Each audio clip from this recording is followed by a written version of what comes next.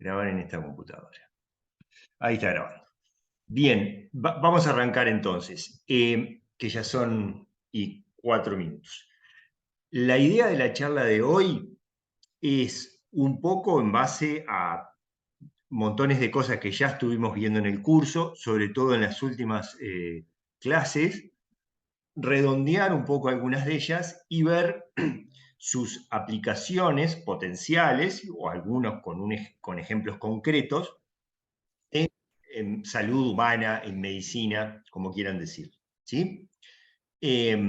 Tema sobre el cual vamos a volver en lo que queda del curso, y yo les voy a marcar algunas cosas que van a quedar pendientes de esta porque se van a ver más adelante, pero justamente es uno de los pilares del curso, ¿no? Así como lo es la genética clásica que vimos al principio, los tipos de variaciones y cómo estudiamos el genoma humano, los mecanismos que llevan a enfermedades genéticas. Otro de los pilares es las aplicaciones potenciales y concretas de la genética en salud humana.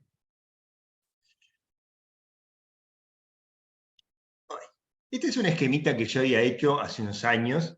Es un articulito que ya tiene unos cuantos años, que lo ven por acá, pero se puede ver online. Y un poco lo que yo planteaba es, si hablamos de una medicina genómica o herramientas genómicas aplicadas en salud humana, todo lo mismo. Tenemos todos los datos que se conocen del genoma humano, que obviamente cada vez son más, todos los datos de la clínica y la medicina, ¿no? En cuanto a enfermedades, en cuanto a fenotipos, y la clínica genética, ¿no? Y podemos combinar esos datos en un paciente concreto, o en una familia eventualmente, y ver su genoma, o partes de su genoma, y sacar conclusiones sobre eso. ¿tá? Y a partir de ahí, tener una serie de aplicaciones, o sugerencias, o guías, a partir de ese genoma en ese caso. Que vamos a ver algunos ejemplos. En la prevención, bueno, lo que llamamos genética clínica, en el diagnóstico, eventualmente en el tratamiento o en el pronóstico, ¿no? Es decir, qué esperamos a futuro en ese individuo. Cuando hable de genética clínica voy a hablar algo de asesoramiento genético, debería ser acá, pero van a tener una charla específica de eso y algunos ejemplos específicos con mis compañeras de la Policlínica de Genética. Y cuando hablamos de tratamiento, también van a tener una charla específica de terapia génica con otra compañera sobre el final del curso, y yo les voy a mostrar ahora alguna cosita de farmacogenética o farmacogenómica para que, y alguna cosita si quieren leer en profundidad. ¿tá? Este es un esquema que saqué de lo que sería la salud pública de Inglaterra, el NHS, y que ya hace unos cuantos años ellos planteaban todos los beneficios que podríamos sacar a partir de conocer la información genómica de los pacientes en su salud y en el sistema de salud. Predicción de enfermedades o de riesgo de enfermedades, ¿tá? Y prevención targeted, en este caso quiere decir prevención apuntando a quienes más se van a beneficiar de esa prevención. Yo le mostré la vez pasada cómo uno puede seleccionar por scores poligénicos de riesgo y eventualmente combinándolos con otros datos, los individuos en mayor riesgo de cáncer, de enfermedad coronaria, vimos una serie de ejemplos. O, si no se puede prevenir, la identificación temprana de una enfermedad o sus complicaciones, esto se aplica mucho en cáncer. Tener un diagnóstico lo más preciso posible, es la enfermedad tal, por el gen tal, con el mecanismo molecular tal, lo cual muchas veces permite tratamientos o intervenciones orientadas a eso, y a veces tratamientos específicos o de terapia génica específicos para tales genes. Lo cual debería llevar a mejores resultados, ¿no? en la clínica y en la calidad de vida de los pacientes, y eventualmente, acá ya lo ponen en libras, nosotros lo pondríamos en pesos, eventualmente ahorrar plata. ¿ah? Porque si los pacientes se enferman menos, tienen menos complicaciones, hay que hacerle menos estudios, el sistema como tal se ahorra plata. Entonces, les voy a mostrar algunas de estas cositas, y lo que voy a poner lo que estoy poniendo en rojo son cosas en las que vamos a profundizar un poquito más adelante en el curso, ¿sí? Y donde va a haber algunas clases específicas de eso, por venir. y otras, las que están en negro, algunas cosas que voy a discutir ahora o que ya hemos visto, ¿sí? Diagnóstico, pronóstico, prevención, algo de los programas de pesquisa genética les voy a mostrar, diagnóstico prenatal, preimplantacional y diagnóstico presintomático y preventivo. Y tendría que haberlo puesto acá en rojo, van a tener también una charla específica de usos de la genética en identificación humana, que por supuesto no necesariamente es una cosa, o en general no es algo vinculado a salud, si bien también se usa, es la misma lógica que se usa para ver la compatibilidad de trasplantes, son los mismos marcadores y la misma lógica que se usa para identificar seres humanos en lo que es medicina forense. Y van a tener una charla específica de eso con la profesora que se dedicó muchos años a eso. Tendría que haberlo puesto en rojo acá. Entonces voy a empezar por el principio, lo que para mí es el principio, y lo que yo y el grupo que yo coordino más trabajamos, ¿sí? Que es en el diagnóstico de enfermedades genéticas. Cuando digo enfermedades genéticas, por eso yo les pongo entre paréntesis.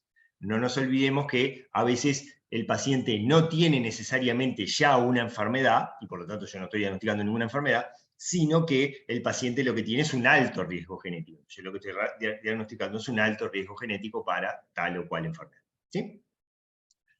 Y esto creo que es una que yo no sé si ya se las había mostrado, pero es una que yo la muestro siempre, porque uno se podría preguntar, bueno, ¿para qué sirve o en qué momento de la vida yo puedo necesitar o desear un diagnóstico genético, un diagnóstico sobre el genoma de un paciente? Y la respuesta es muy sencilla, como muestra el esquema. Desde antes de nacer hasta después de morirse, y todo lo que pasa en el medio. En distintas situaciones, en distintas personas, en distintas familias, pueden necesitar un diagnóstico sobre el genoma en distintos momentos, ¿no? Por ejemplo, acá ponen, ¿no?, una pareja planeando un embarazo y que pueden tener o sospechar o temer ciertos riesgos, y hay ciertos estudios que pueden ayudar a evaluar esos riesgos y eventualmente prevenir. O en el feto, lo que es un diagnóstico prenatal, o en los recién nacidos, que se hace para muchas enfermedades y cada vez más, programas de screening o tamizaje de recién nacidos para enfermedades genéticas tratables si se detectan tempranamente. Para prevención de enfermedades, en cáncer, para el diagnóstico molecular de enfermedades, e incluso después de morirse, porque en muchos casos de muerte súbita en niños, son personas jóvenes, muchas de ellas son de causa cardiovascular, muchas de ellas son de causa genética, por enfermedades del miocardio o del sistema de conducción eléctrico cardíaca de causa genética, y bueno, la persona se murió, pero sus hijos, sus hermanos, sus padres, eventualmente, u otros familiares, pueden tener la misma mutación y todavía no haber tenido un evento cardiovascular, y pueden ser pasibles de una prevención farmacológica o con otro mecanismo. Entonces muchas veces se habla de autopsia molecular para determinar la causa del fallecimiento de un individuo, cuando se sospecha de una causa genética, y que si la encuentra, es una información que puede ser muy valiosa para sus familiares, sobre todo hermanos e hijos, fundamentalmente.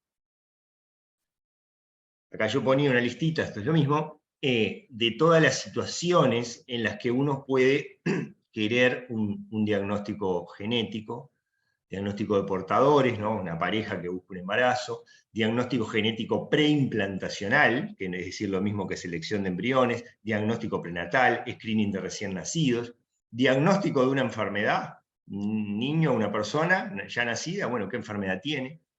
Diagnóstico predictivo, o sea, algunas enfermedades que son de aparición en el adulto, pero yo puedo analizar los genes antes y predecir sus riesgos o la probabilidad de que aparezca una enfermedad. Por eso les pongo este cuadro de Magritte, de René Magritte, donde el pintor ve el huevo con los genes y predice el fenotipo. Predisposiciones y farmacogenética, les voy a mostrar algo ahora y hablamos algo cuando hablamos de herencia multifactorial. Genética somática, que se refiere fundamentalmente al cáncer o a enfermedades neoplásicas. Y en enfermedades infecciosas donde uno está diagnosticando no ahí ya sobre el genoma del paciente, sino sobre el genoma de un microorganismo para ver si está, no está, qué cepa es, qué pronóstico tiene, qué respuesta al tratamiento, etc. Les quiero hacer notar dos cositas. Cuando uno habla de genética somática, por lo menos en realidad estamos hablando de dos genomas, por lo menos. Del genoma constitucional del individuo con el que nació, y del genoma de la línea celular neoplásica, que algunas diferencias siempre van a tener, en general muchas. ¿Ah?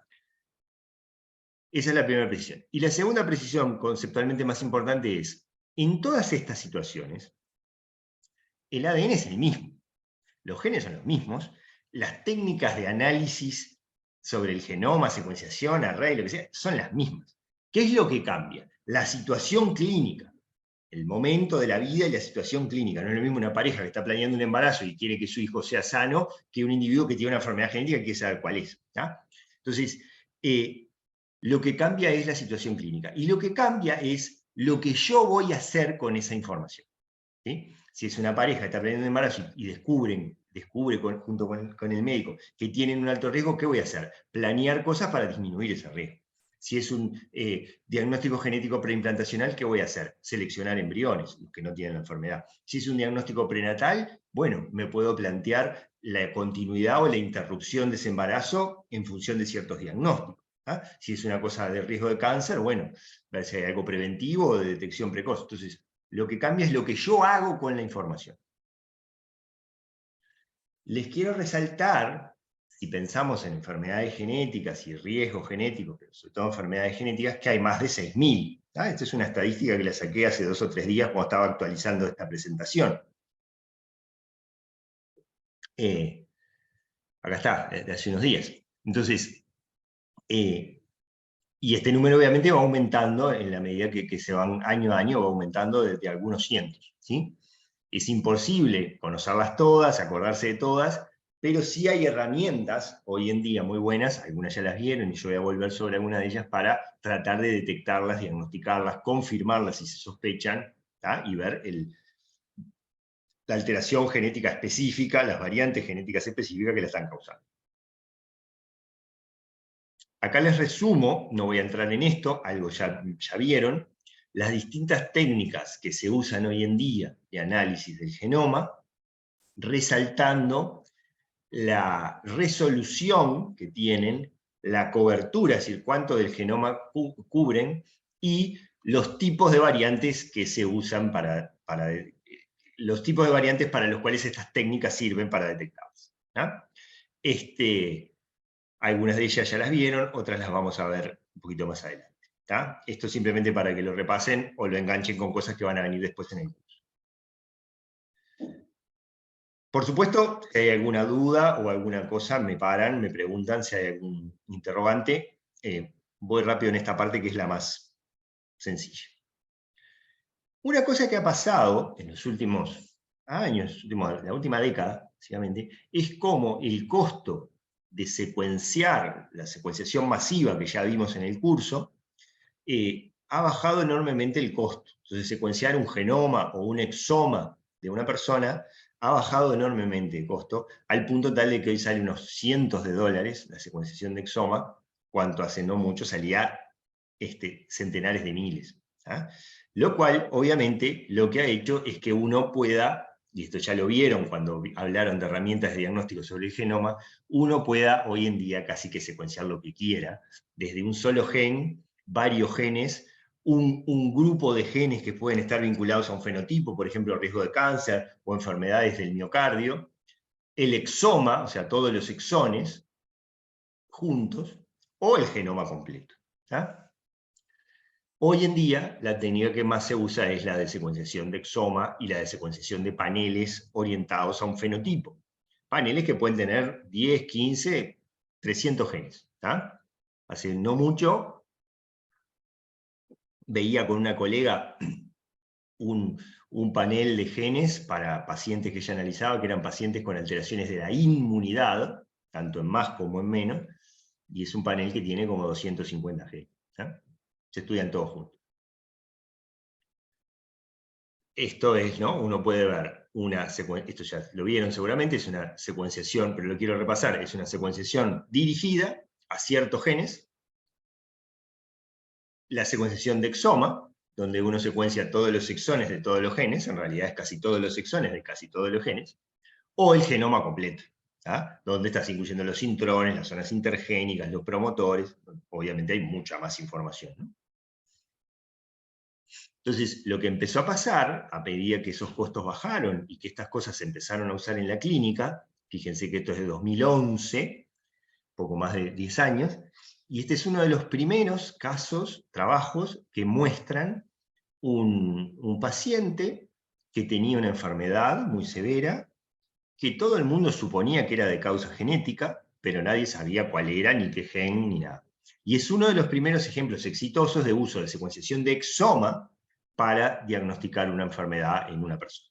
¿Ya? Que además, si leen el abstract nomás, lo cuenta muy bien, llevó a ciertos cambios en el tratamiento que fueron muy positivos para un gurí que tenía una enfermedad muy severa. ¿Ya? Entonces, uno de los primeros casos de éxito, poco más de 10 años, de uso de estas técnicas en salud humana. Ahora ya a esta altura del partido hay millones de casos de éxito y en Uruguay hay centenares. Este es uno de los primeros trabajos también que mostraban eso. Hay toneladas de trabajos que muestran eso, ¿no? Es decir, cómo uno agarra un montón de pacientes que supone que tiene una enfermedad genética pero no sabe cuál es, le secuencia el exoma y eso es muy variable, pero más o menos en la mitad de ellos vas a resolver el diagnóstico.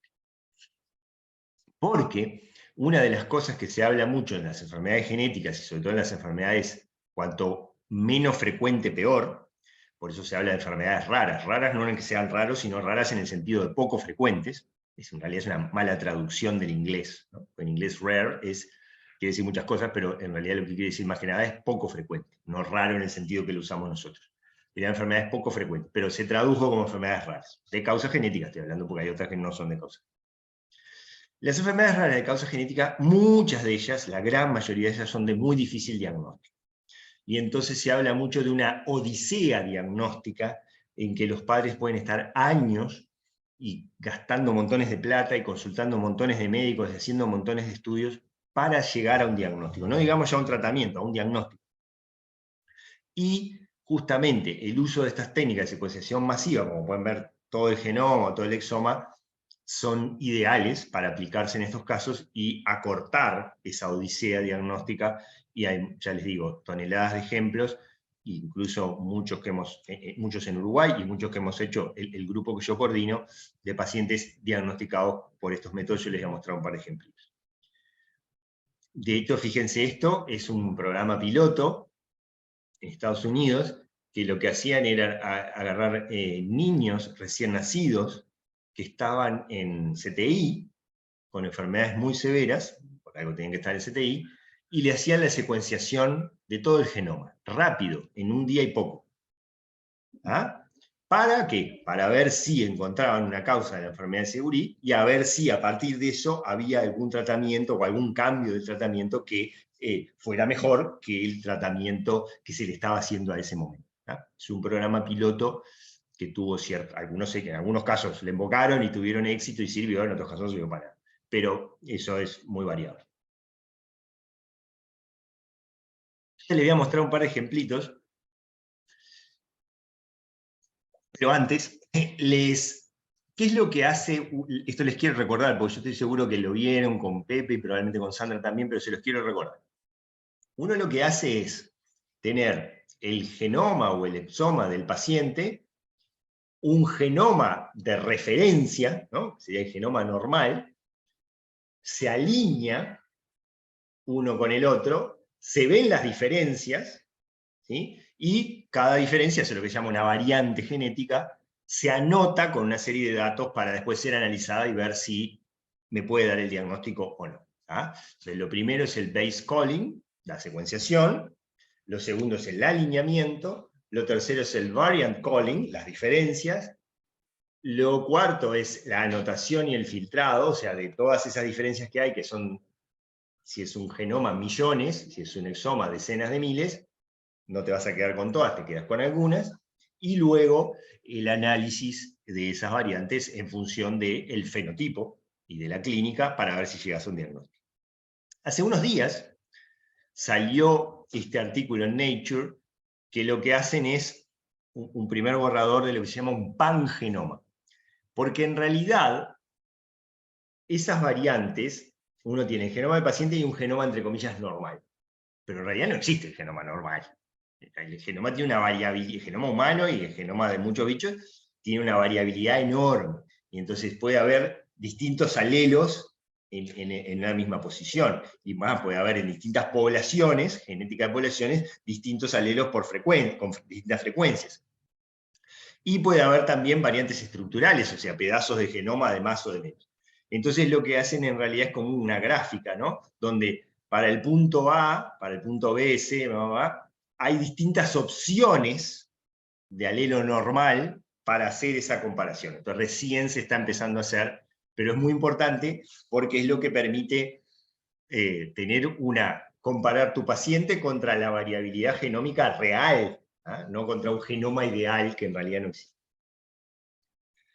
Entonces, este es el caso de una niña de 10 meses de sexo femenino que tiene una hipotonía, o sea, un bajo tono muscular desde los 3 meses, nunca tuvo un sostén cefálico de la cabeza completo, que en general los niños y niñas la adquieren a los 3 meses, instala hipertonía a los 6 meses con pérdida de conducta, o sea, cosas que la niña hacía normales y que las deja de hacer, y la hipertonía en un niño chico te puede hablar de un daño neurológico. Lo mismo las alteraciones del sueño y la irritabilidad. Un niño normal que duerme bien y que de repente empieza. Y de hecho le hacen una resonancia y en la resonancia tiene alteraciones de la sustancia blanca periventricular, o sea, alrededor de los ventrículos, difusa y bilateral, o sea, en todo el cerebro. Tiene una fiebre sin foco, que empieza a los 8 meses, recuerden este dato, ¿no? Y bueno, y ahí le empiezan a hacer una serie de estudios, a ver cuál es la causa de este problema neurológico, que además con alteraciones en la resonancia. Estas alteraciones en la resonancia es lo que se llama una leucodistrofia. ¿Ah? O sea, una alteración leuco de sustancia blanca, distrofia de alteración, ¿no? Sustancia blanca alterada. No tiene visceromegalia, el fondo de ojo normal, los estudios metabólicos son normales, no tiene alteraciones morfológicas. Entonces lo que tiene es una enfermedad neurogenética, vamos de lo más grande a lo más chico. Tiene una enfermedad neurogenética de expresión precoz, ¿no? A los pocos meses, o casi del nacimiento. Tiene una leucodistrofia y tiene probablemente una leucodistrofia autosómica recesiva. La niña, padres sanos, una niña afectada, podría ser una mutación de novo, pero lo más probable y lo más frecuente es que sea una leucodistrofia autosómica recesiva. Los padres son heterocigotos, la niña es homocigota para el alelo mutante. Si fuera un varón, uno ahí podría pensar también que sea algo recesivo ligado al X, donde la madre es heterocigota y el varón es hemicigota. Siendo una niña, es por lejos lo más probable que sea una enfermedad autosómica recesiva, si bien también puede ser una mutación de novo. ¿Cuál? ¿En cuál gen? Hasta ahora ni idea. ¿Ah? De hecho, pueden ser varias decenas. Algunas de las ven que son montones de enfermedades y montones de genes. Algunas se descartaron. ¿tá? Por ejemplo, las más frecuentes, la leucodistrofia metacromática y la enfermedad de Krabbe, esas se descartaron a nivel enzimático. Son enzimas y se vio que la enzima funciona bien, entonces esas se descartaron. Y la otra que es frecuente, que es la adrenoleucodistrofia, como es ligada al X, afecta fundamentalmente a varones. Siendo una niña con el padre sano, se aleja enormemente. Entonces hicimos una secuenciación de exoma y un análisis de 258 genes, que son todos los genes que se sabía en ese momento, que estaban asociados a leucodistrofias, dominantes recesivas. Y en esos 258 genes había 1428 variantes, o sea, diferencias entre el genoma de la niña y el genoma de referencia. 167 cambiaban algo en la proteína, o sea, no eran sinónimas. De estas 1428 me quedo con 167, que son las que cambian algo en la proteína. De esas 167 me quedo con 51, que son las que tienen una frecuencia poblacional menor al 5%. Porque estamos hablando de una enfermedad poco frecuente. Si la tiene el 5% de la gente, estarían todo el mundo enfermo. Y como estoy pensando en algo autosómico recesivo, variantes que estén en homocigosis o en heterocigosis compuesta, o sea que en un gen haya por lo menos 2 variantes. Y ahí me queda de estas 51 una, que es una variante de baja frecuencia que cambia un aminoácido por otro en homocigosis en la niña. En este gen, RNA-SHB, esta es la variante a nivel del ADN, cambia una G por una A en esa posición, y esta es la variante a nivel de la proteína, cambia una alanina por una treonina en ese codón 177. Lo que tiene esta niña, entonces, es una enfermedad que se llama síndrome de Aicardi-Gutiérrez, que es una leucodistrofia autosómica recesiva, causada por mutaciones recesivas en homocigosis o en heterocigosis compuesta en este gen. Este gen de la ribonucleasa H2 ¿ustedes se acuerdan cuando se hace la secuenciación del ADN? ¿Se acuerdan que hay una hebra líder y una hebra retrasada, que va como a contramano y se va secuenciando, se va replicando debí decir, cuando se hace la replicación del ADN, hay una hebra líder y una hebra retrasada, que se va replicando de a pedacitos a contramano. Y se acuerdan que para poder hacer esa secuenciación, esa replicación de a pedacitos a contramano, se precisan primers que son de ARN. Esta lo que hace es después sacar esos primers para que se rellene el huequito y venga la ligasa y se haga toda la hebra. Que obviamente si eso no anda bien, bueno para las neuronas nunca va a ser. Y de hecho se ha visto que este síndrome causa fiebre sin foco, causa como un síndrome inflamatorio. Bueno, después viene una serie de detalles.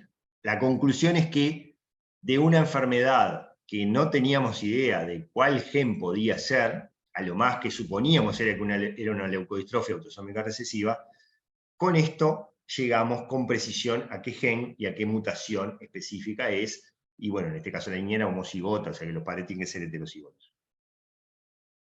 Este es otro ejemplo, una niña de 12 años, ¿no? Y esta niña ya empezó a tener problemas al nacimiento, o sea que estos papás estuvieron 12 años atrás de un diagnóstico. Con algunas alteraciones del desarrollo neurológico y después ya de más grande con una clara discapacidad intelectual, sin poder hablar, con otras alteraciones neurológicas, con algunas malformaciones, y lo llama dismorfias, ¿no? Alteraciones de cara, paladar hendido, que estuvimos viendo el otro día, como la mayoría de las veces es multifactorial, no sindrómico, aislado, en este caso claramente es un paladar hendido en el marco de un síndrome, que ahora vamos a ver, y acompañado de otras alteraciones. Padres sanos, no consanguíneos, no tienen hermanos. Estudios genéticos previos, cariotipo normal, MLPA se lo habían hecho prenatal en líquido amniótico, o sea que ya en la ecografía le habían visto algunas alteraciones, supongo que el paladar hendido, y le habían hecho un estudio citogenético prenatal.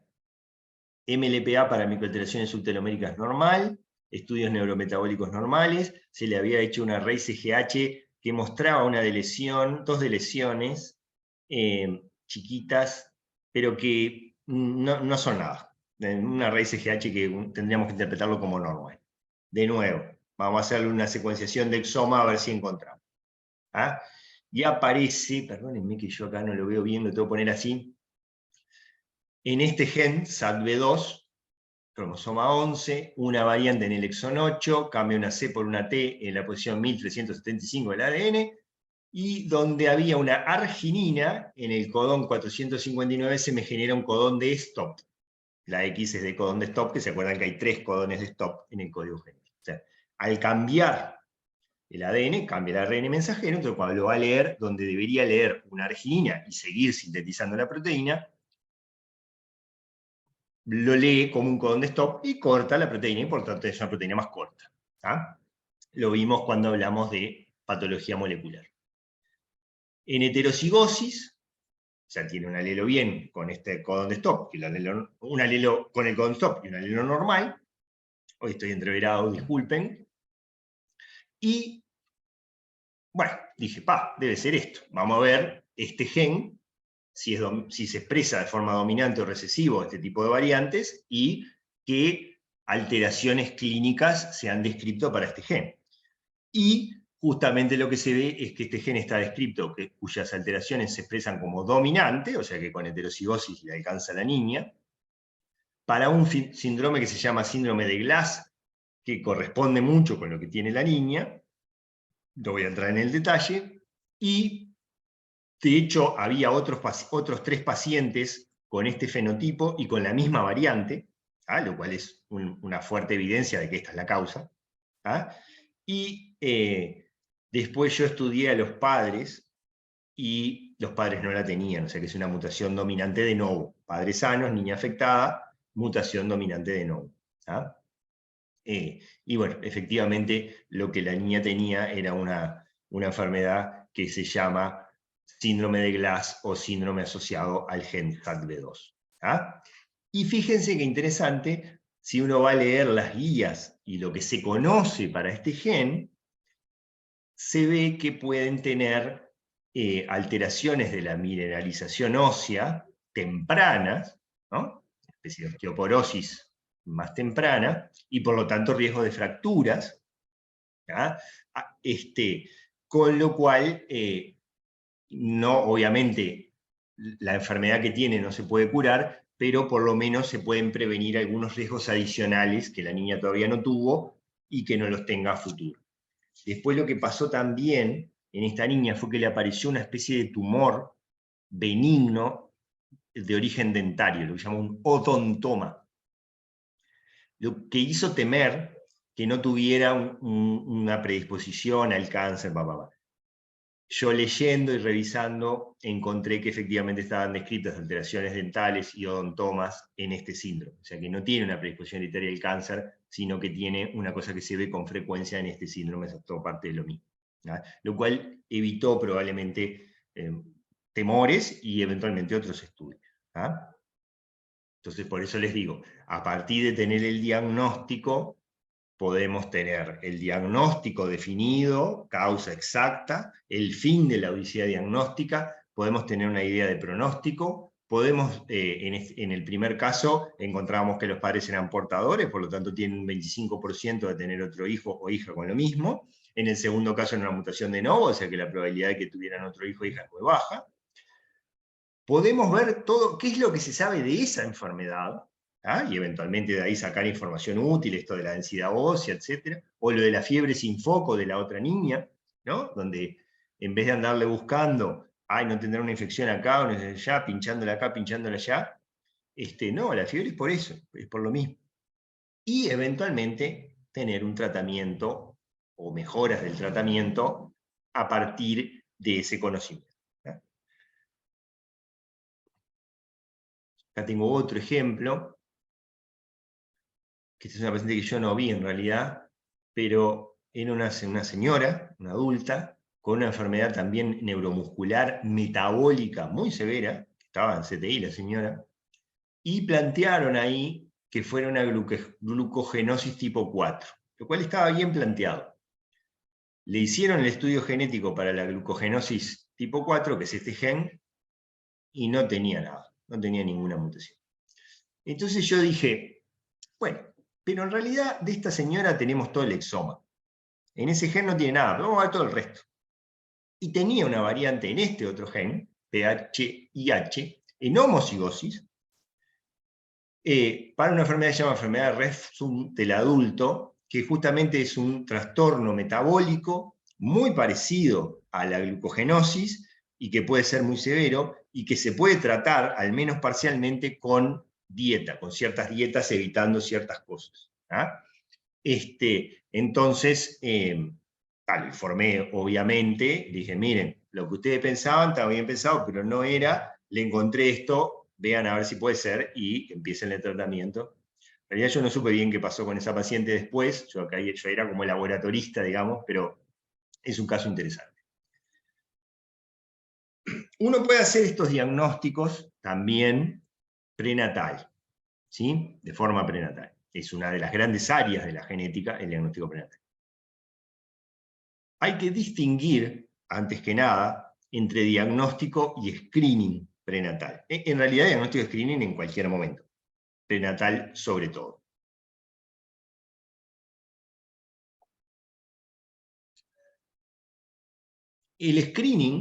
Para el screening se usan métodos no invasivos, en general indirectos, que son probabilísticos, o sea, dicen, hay más riesgo de o hay elevado riesgo de tal enfermedad. Entonces lo que permiten es, si da bien, definir que el riesgo es bajo y quedarse tranquilo. Si da mal, entre comillas, decir, bueno, acá hay un riesgo aumentado, tomar decisiones de estudios futuros. El diagnóstico prenatal es invasivo, requiere en general técnicas invasivas. En general es directo, si se hace una amniocentesis. En general es diagnóstico, o sea, lo tiene o no lo tiene, tiene un cromosoma 21 de más o no lo tiene, ¿no? Y bueno, nos da un diagnóstico prenatal y eventualmente nos va a obligar o imponer a tomar decisiones sobre la continuidad del embarazo a la pareja con la ayuda del médico, el asesoramiento. ¿Ah? Hoy en día hay muy buenos métodos de screening y de diagnóstico prenatal que, no todas, pero muchas parejas quieren utilizarlos. En la gran mayoría de los casos, para quedarse tranquilos, porque hay enfermedades, como por ejemplo el síndrome de Down, para hablar de la más frecuente, que puede aparecer en cualquier caso, se asocia con una mayor edad materna, pero le puede aparecer a una mujer de 25 años, entonces, y así muchas otras. Y hay otras que, bueno, sí, dependen de la edad materna, dependen de la edad del padre, o dependen, por supuesto, de los antecedentes familiares, o sea, hay consanguinidad, etc. Entonces, muchas parejas deciden, por distintas razones, someterse a screening y o diagnóstico prenatal. Y en la gran Disculpame, mayoría de los casos, tengo una pregunta. dale. No me queda del todo claro qué es el screening. Creo que sí el diagnóstico. El screening es un método, en general más barato, sobre todo en el caso de prenatal no invasivo, o sea, que vos no tengas que hacerle puncionarle la panza a la señora embarazada, una amniocentesis, una biopsia de vellosidad corial, que tiene sus riesgos, y que te dé una idea probabilística del riesgo de que haya tal o cual enfermedad. Si te da un riesgo bajo o bajísimo, no haces más nada, te quedas tranquilo, le transmitís tranquilidad a la pareja, riesgo cero no existe nunca, pero riesgo muy bajo sí. Si te da un riesgo alto, no quiere decir que lo tenga, porque no es diagnóstico, es de screening, pero sí quiere decir que tiene un riesgo aumentado de que aparezca tal enfermedad.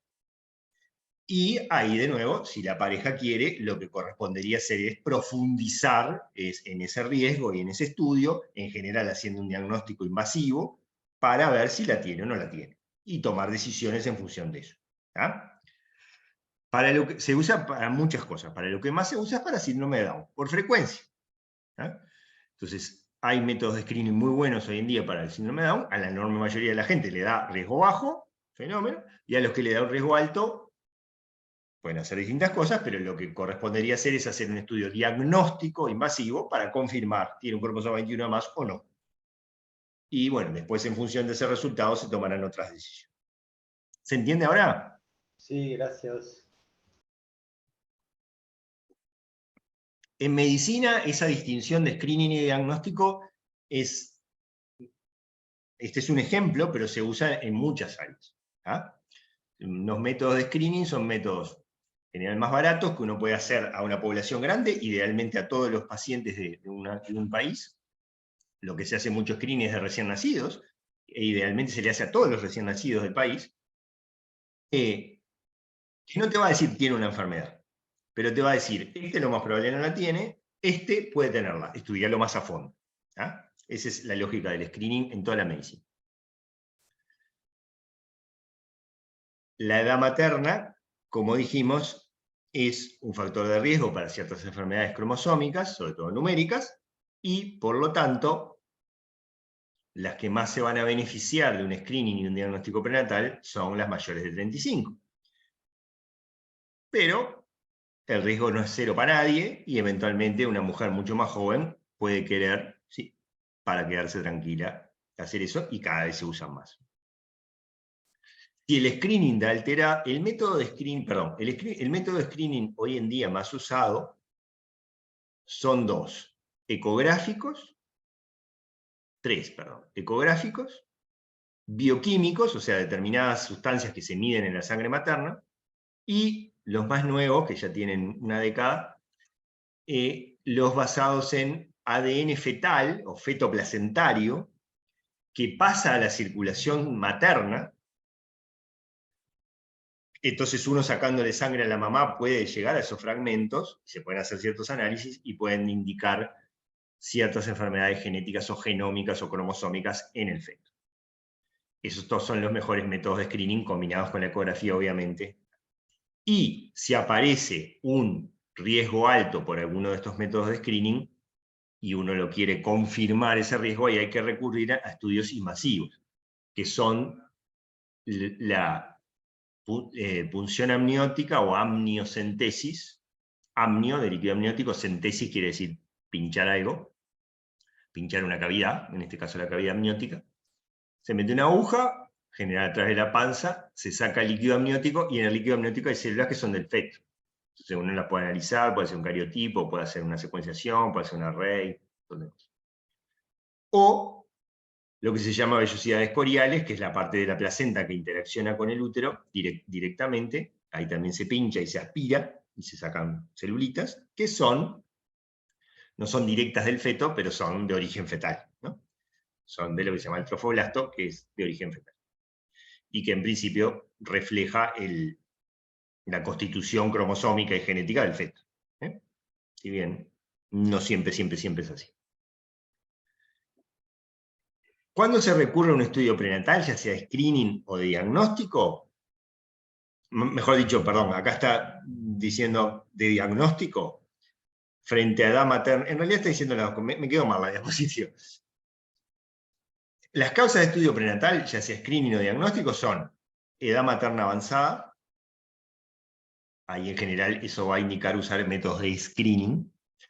O que se hizo el screening y dio alterado, o sea, alto riesgo. Entonces ahí se va a recurrir a un método de diagnóstico. Cuando hay hallazgos ecográficos, hoy en día las ecografías te dejan ver hasta la cara del gurí, si tiene pelo o no tiene pelo. Entonces podés ver malformaciones u otras alteraciones que te indiquen una anomalía cromosómica, genómica, genética. Ahí eso en general se va a recurrir a un método de diagnóstico. O por antecedentes familiares, ¿no? ¿Sí? Yo sé que los dos padres son heterocigotas para algo recesivo y sé que el feto, por lo tanto, tiene un 25% de ser homocigota. Bueno, puedo hacer un diagnóstico prenatal para detectar, saber si cae en el 75% o en ese 25%. ¿No? Esto simplemente porque les quería mostrar algo de diagnóstico prenatal, que es una de las grandes áreas de la medicina, y ya que estoy hablando de diagnóstico, uno puede hacer el diagnóstico con un paciente, como en los casos que le mostré, con un paciente que uno tiene adelante, o con un paciente que está en la panza de la mamá. O, no se los mostré, pero se los voy a mostrar más adelante o en otra, uno puede hacer un diagnóstico en embriones que uno tiene en cultivo. ¿Ya? Eso es lo que se llama diagnóstico genético preimplantacional, antes que esté en la panza de la mamá. Cuando uno habla en genética de prevención, en realidad puede hablar de dos cosas. Una es de la transmisión de variantes, ¿no? La variante que tienen los padres o uno de los padres, y yo quiero prevenir que se la transmita a un hijo o una hija. ¿Ah? Eso es lo primero que uno piensa cuando habla de prevención en genética. ¿Ah?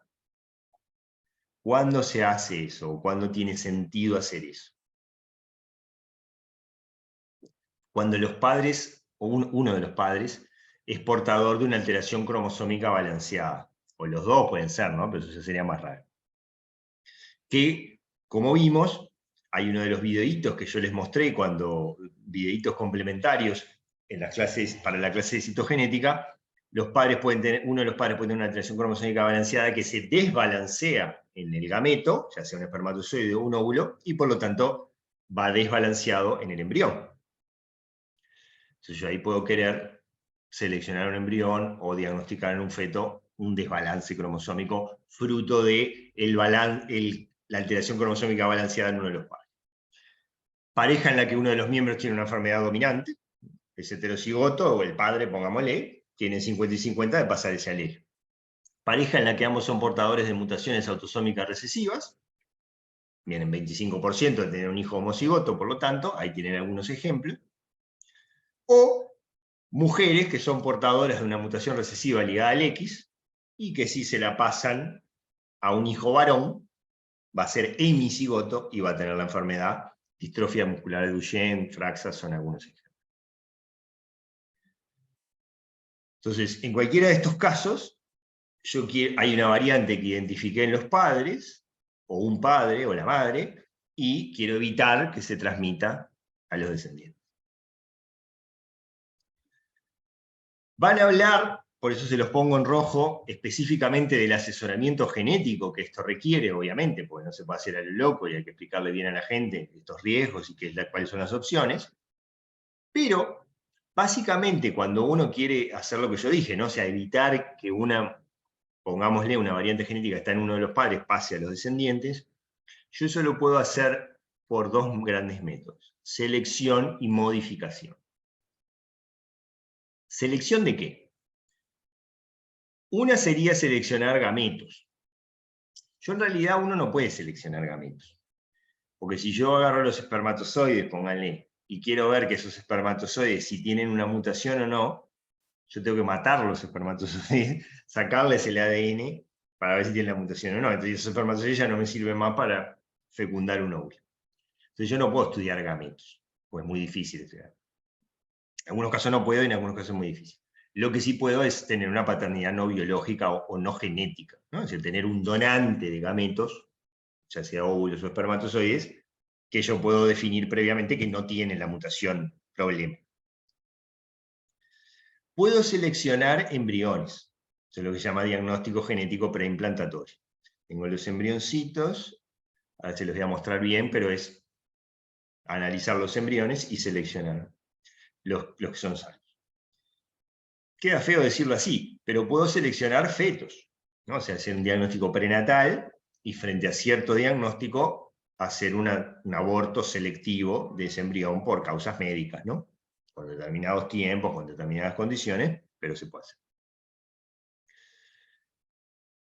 Esto no es una prevención propiamente dicha, en realidad, ¿no? Lo que estás haciendo más bien es una terminación, lo que dice ahí, ¿no? Una terminación selectiva del embarazo. ¿Sí?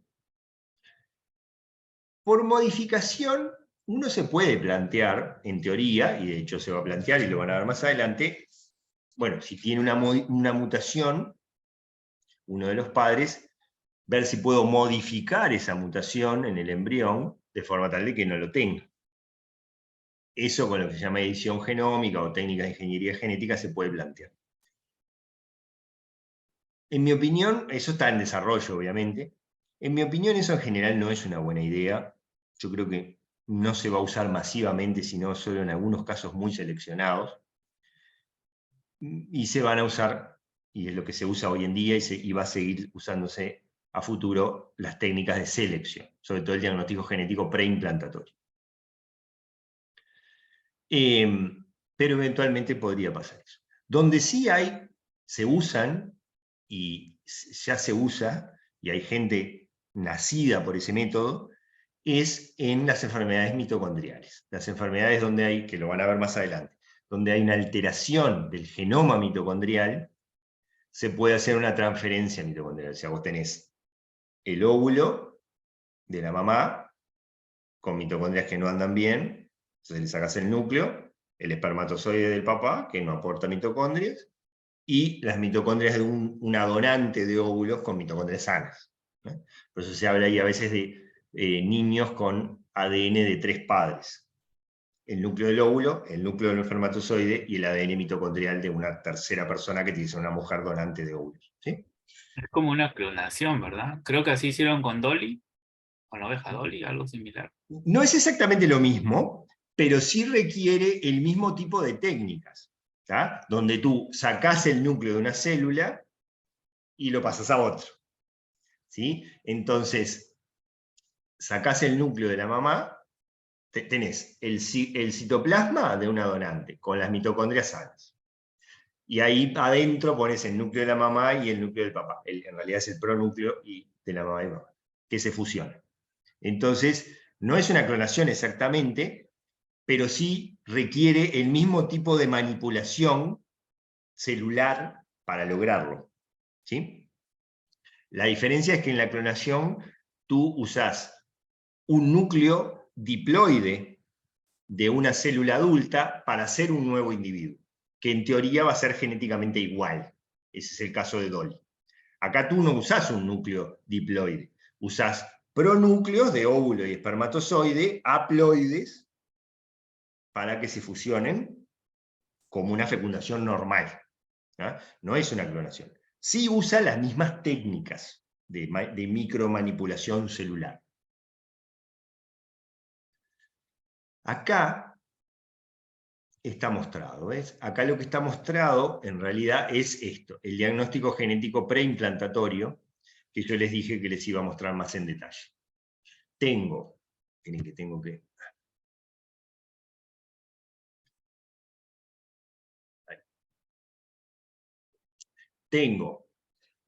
se estimulan los ovarios para obtener muchos folículos, se sacan los óvulos por microaspiración, tengo los espermatozoides del papá, se hace lo que se llama ICSI, o sea, la inyección del espermatozoide adentro de cada uno de los óvulos, un espermatozoide en cada óvulo, ¿no? Lo que sería la fecundación normal, pero artificial.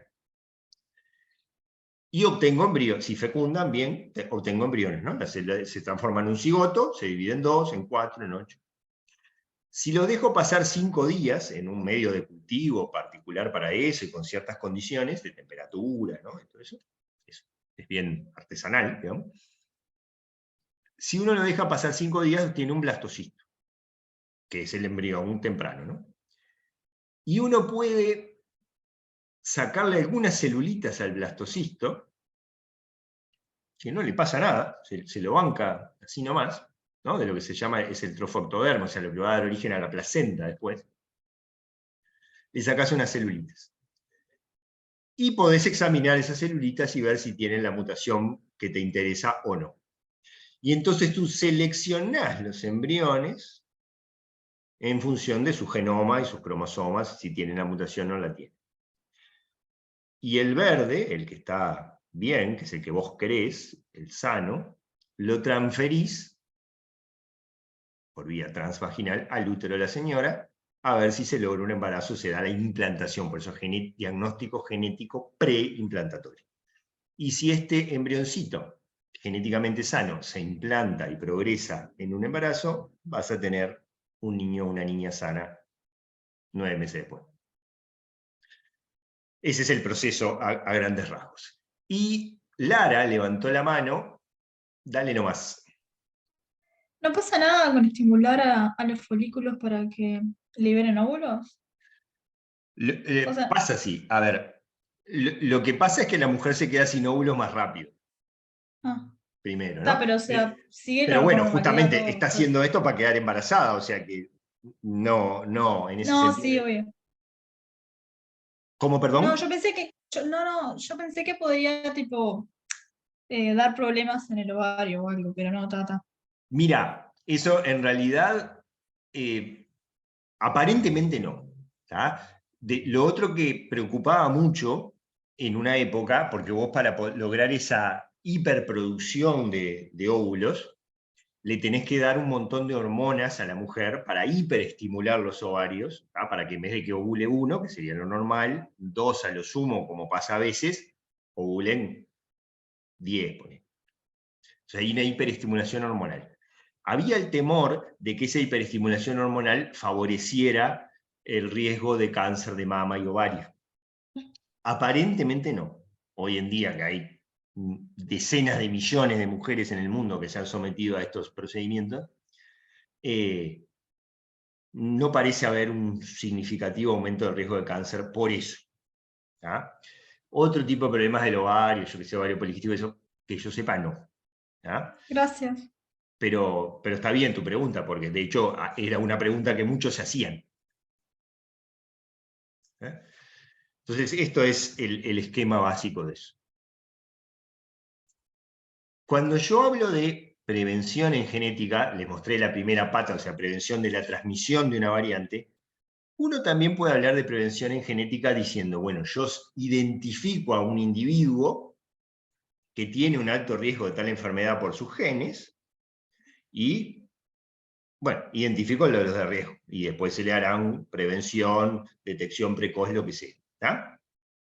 Es otra acepción, otra forma de usar el término prevención en genética, es identificar individuos de alto riesgo, que en general van a ser adultos sanos, pero que sin saberlo tienen un alto riesgo de tener ciertas enfermedades. Esto se usa sobre todo para cáncer y enfermedades cardiovasculares. Eso es lo que se llama, acá de nuevo, screening poblacional. O sea, una población de individuos adultos, en teoría sanos, pero que algunos de ellos, los menos, por supuesto, pueden tener alguna mutación y que sin saberlo les está dando un riesgo alto, por ejemplo, de cáncer. Y bueno, buscar en sus genomas a ver si aparece algo de eso y en función de eso identificarse de alto riesgo y se le hace una serie de recomendaciones en ese sentido. Eso es lo que se llama screening poblacional. Este es un ejemplo. En Pensilvania fueron uno de los primeros en hacer, ya hace un montón de años, 2017, un programa piloto de screening poblacional, ¿ah? Donde le ofrecían a todos los usuarios de un seguro de salud, si querían analizarse una serie de genes, que son estos que están acá abajo, individuos sanos, con fines preventivos, y que les iban a informar. Che, no apareció nada, fenómeno, siga como está, vida sana, o aparece un alto riesgo, y ahí le hacían recomendaciones de tratamiento, prevención, detección precoz. Eran riesgos, genes sobre todo vinculados a cáncer y enfermedades cardiovasculares, ¿ah? Que son las que se pueden prevenir o detectar precozmente. Uno de los primeros ejemplos. Luego se hicieron algunas pruebas. El NIH es es el más importante centro de investigación biomédica de Estados Unidos, agarró 1000 voluntarios sanos y les analizaron los genomas. Y lo que encontraron es que cerca del 3%, número, la enorme minoría obviamente, pero un número para nada despreciable, tenían sin saberlos ciertos riesgos genéticos. Sobre todo de cáncer, de dislipemias hereditarias, que la dislipemia obviamente, o hipertensión, de causa genética, que en general no te dan síntomas hasta que tenés un infarto. ¿Ah? Y entonces, un pequeño porcentaje de los individuos supuestamente sanos pueden tener un riesgo. A veces ese riesgo uno lo puede adivinar o lo puede captar a partir de los antecedentes familiares, ¿no? Si mi abuela tuvo cáncer de mama, la tía tuvo cáncer de mama, la madre tuvo cáncer de mama, bueno, la señora tiene alto riesgo de cáncer de mama. Pero a veces los antecedentes familiares no te dicen nada de eso, y igual hay variantes de riesgo. ¿Ah? Por eso algunos hablan de medicina de precisión, secuenciar el genoma y detectar estos individuos precozmente. ¿Ah?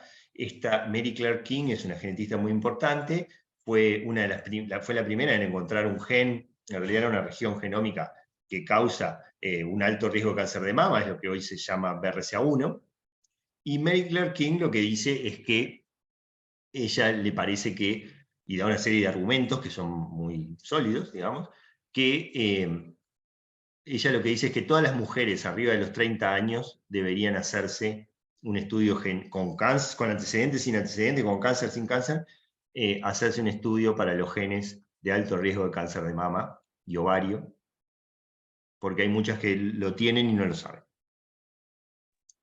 Un screening es medio caro, ¿no? O sea, porque los screenings se supone que tienen que estar baratos. Sería... Sí, está muy bien lo que vos decís, Lara, porque, bueno, a eso es a lo que yo iba. Yo acá cuando les estoy mostrando esto del el screening genómico, las veces que lo he discutido con colegas es una cosa muy resistida. ¿Ah?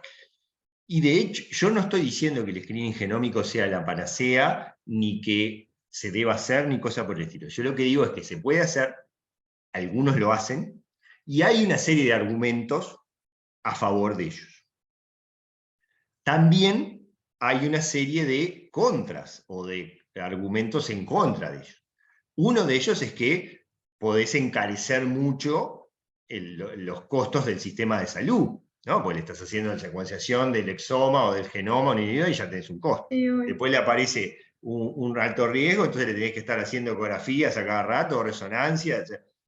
Entonces genera costos y puede generar otros, pero tiene sus pros y sus contras. Yo no digo que esté a favor ni en contra. De hecho, no tengo una opinión formada.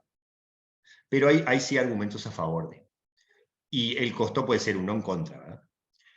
Entonces, para cerrar con este tema, uno puede pensar una población, un grupo de individuos, algunos, los menos, van a tener una mutación de alto riesgo de una enfermedad genética poco frecuente.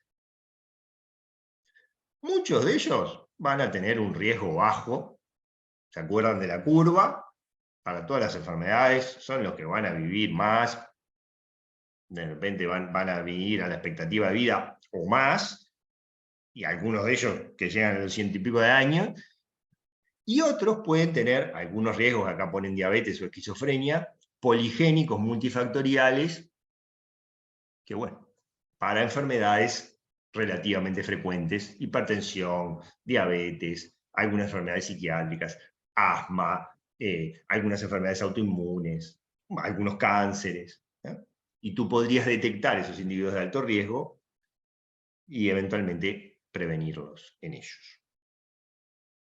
Este libro, a mí siempre me gusta recomendar lecturas para aquellos o aquellas que quieran profundizar en alguna cosa. Es un muy lindo libro que lo escribe un genetista de Nueva York y analiza un montón de casos de su propia experiencia, y muchos de ellos tienen que ver con lo que les mostré, diagnóstico de enfermedades genéticas o screening genómico. Como vimos en la clase pasada, cuando hablamos de herencia multifactorial, uno puede definir un perfil genético poligénico de riesgo para casi cualquier enfermedad. ¿No? ¿Se acuerdan de una esto? pregunta. Adelante. Los ejemplos que diste son monogénicas, ¿no? Las dos cosas. Sí, tenés razón. Vuelvo bien para atrás. Acá estamos hablando de riesgos que son, en principio, monogénicos. O sea, tenés una mutación en un gen y que te implica un alto riesgo. ¿Todas las raras serían monogénicas? Las raras, en general sí. comillas. En general sí. No es una regla irrompible, pero en general sí. Acá estos ejemplos que yo les mostré son monogénicos. O el BRCA, estamos hablando de un gen con alto riesgo de cáncer de mama. Pero bueno, la misma lógica la podés aplicar para algo poligénico. La diferencia es que en uno vas a estudiar un gen, en el otro vas a tener variante en un gen que te da el riesgo, en nosotros vas a tener que tener, como vimos la vez pasada, un score poligénico de riesgo. ¿Sí? Entonces, varias variantes genéticas combinadas en un individuo, que eventualmente se pueden combinar con factores ambientales que le dan un alto riesgo de ciertas enfermedades, ¿no? Acá le pongo lo mismo, ¿no? O sea, un score poligénico de riesgo, está la sigla en inglés, Polygenic Risk Score, y los que están en este extremo, por mala suerte, tienen muchas variantes, acá están pintadas de negro, que son de alto riesgo, y tienen un riesgo mucho mayor que el resto de la curva, ni que hablar los que están hacia el otro extremo de la curva. ¿Ah? Entonces, esto se puede hacer para predecir entre comillas, ¿no? Predecir probabilísticamente ciertos riesgos de algunas enfermedades. Para lo que más se usa es para cáncer, riesgo de cáncer, y algunas enfermedades cardiovasculares. Pueden ser monogénicos esos riesgos, o, lo que estoy hablando ahora, scores de riesgo poligénico. Las dos cosas. Entonces, esta es una que también siempre la muestro, si bien es viejísima. ¿Cuáles pueden ser las aplicaciones de conocer la información genética de un individuo o la información genética vinculada a enfermedades? Una cosa de la cual no voy a hablar es para el desarrollo de nuevas terapias. ¿Ah? Algo vamos a ver más adelante, ya sea terapias farmacológicas propiamente, nuevos fármacos, o terapias génicas, etc. Eso les voy a mostrar algún ejemplito. En realidad dije que no iba a hablar, pero es mentira. Voy a hablar alguna cosita y después vamos a hablar más adelante. Lo que sí hablé hasta ahora es para predecir hay que tomarlo entre comillas, o sea, probabilísticamente, un poco más de riesgo, o mucho más riesgo, de enfermedades genéticas o riesgos genéticos. ¿Ah? Y hacer una prevención en base a la genética de ese individuo. O, y esto les voy a mostrar también rapidito, predecir la respuesta a fármacos, eso es lo que se llama farmacogenética o farmacogenómica, ¿no? Donde uno puede ver a partir de ciertos genes, en general esto es oligogénico, si un individuo puede responder mejor o peor a tales fármacos. ¿Sí? Y bueno, entonces los usás, les voy a mostrar algún ejemplito de eso. Esto se usa sobre todo para enfermedades cardiovasculares, para cáncer y en menor medida para enfermedades neurodegenerativas. Este es un ejemplo que una diapositiva que yo muestro siempre. Y la mostré ahora hace poco en una charla que di para pacientes de enfermedad de Parkinson, que es esto, que es una enfermedad neurodegenerativa. Fíjense, la línea esto es el tiempo, ¿no? Pasaje del tiempo en años lo ponemos. La línea negra son los síntomas motores clásicos del Parkinson. La rigidez, la lentitud, que se llama bradiquinesia, y el temblor. Esa tríada clásica de la enfermedad de Parkinson. Motor.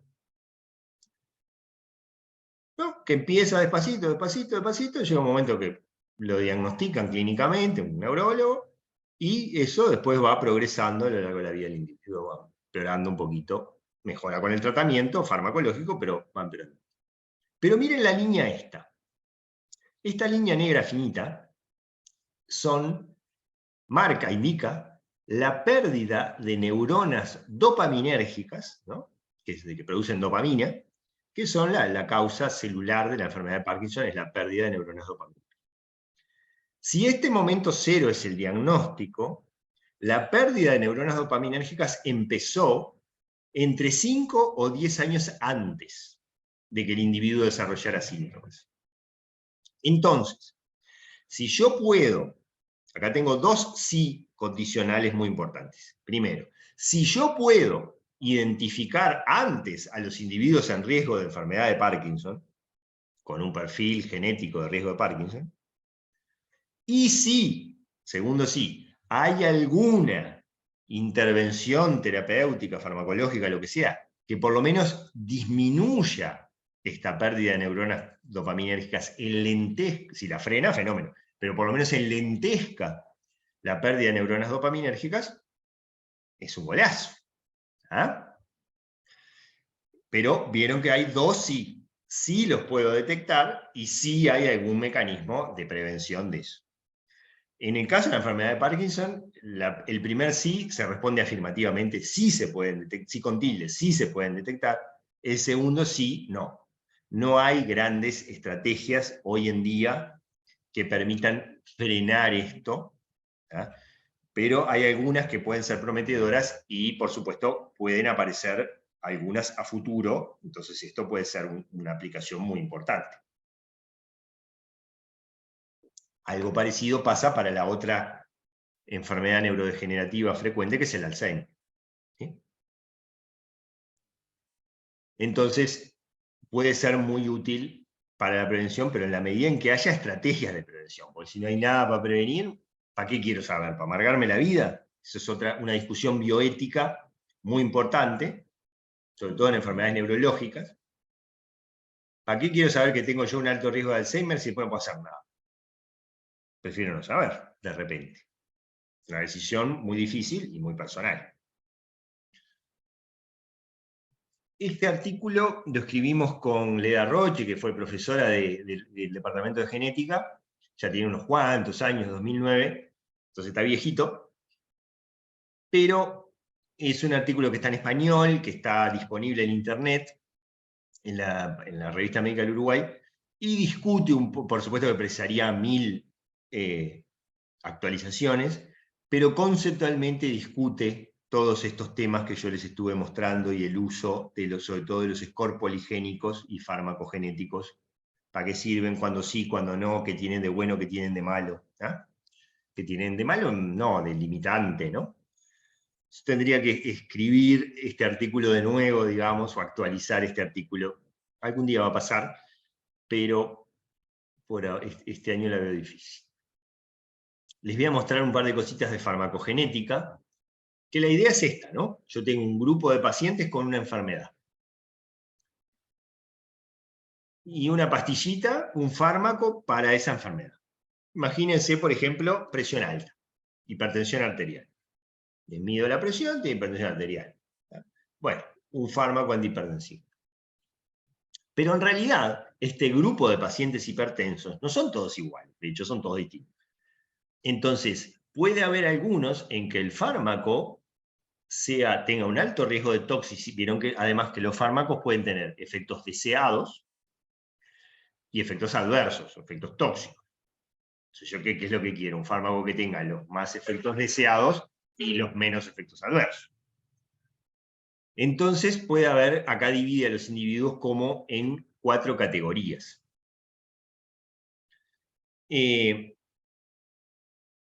Esta sería la ideal, empiezo al revés, esta sería la ideal, ¿no? Donde el fármaco tiene un bajo riesgo por la genética de esos individuos, bajo riesgo de tener efectos tóxicos, efectos adversos, y que sea y alta probabilidad de ser beneficioso. A esto les doy el fármaco de cabeza.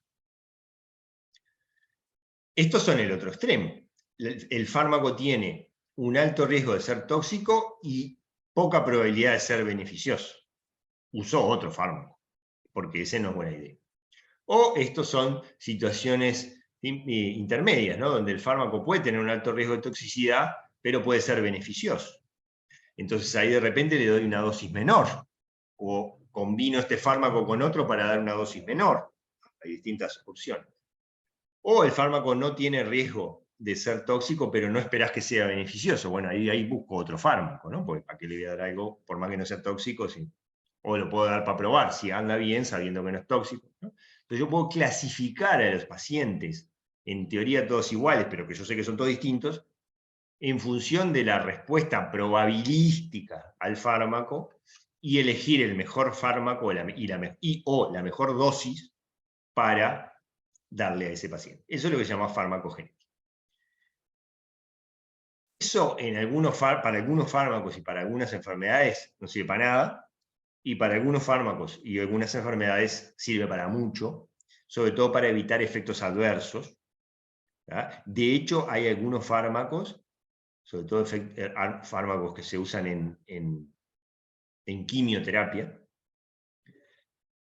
que está indicado y recomendado, antes de dar el fármaco, hacer ciertos análisis genéticos para identificar a individuos, para identificar a estos, ¿sí? Donde el fármaco tiene un alto riesgo de tener efectos tóxicos y probablemente no le sirva para nada.